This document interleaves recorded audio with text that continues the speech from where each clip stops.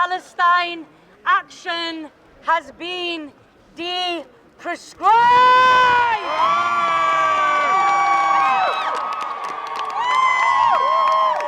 I believe that we have won! The court ruled in favour of Huda Amori on two grounds. The first was that the Home Secretary failed to follow her own policy on prescription. And the second was that this was a violation of the Human Rights Act and a disproportionate interference with both the right to freedom of speech and the right to peaceful assembly.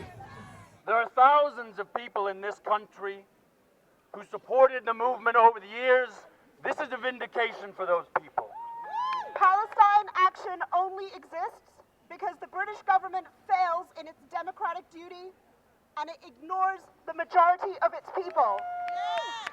The only way to end Palestine action is to stop sending weapons to a genocidal regime. Criticism of Israel is not anti-Semitism. It is not.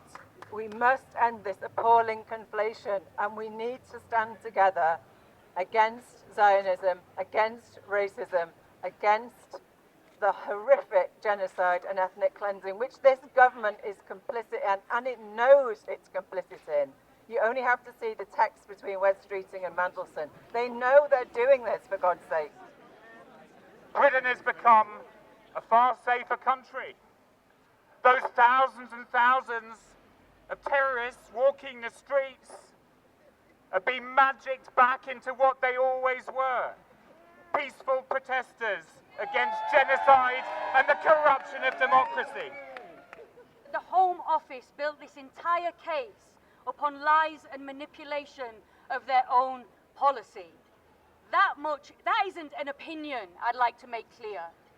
That is in the ruling that has been handed down in the judgment from the High Courts. I do think Yvette Cooper is in trouble, not just because of the ruling, failing to follow her own policy, but also the implication from the government's own terrorist advisor is she misled the public and Parliament on a policy of such immense significance. I think she's in trouble. 3,000 individuals were unlawfully arrested because of decisions that were made by this government but amplified by the legacy media. You are complicit in a crime that the British government committed against its own people.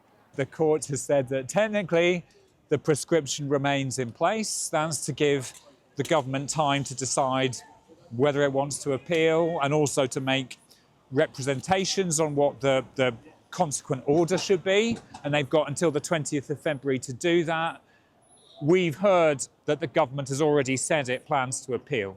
The government tried to ban Britain's most effective movement for Palestinian liberation, and instead they popularised it.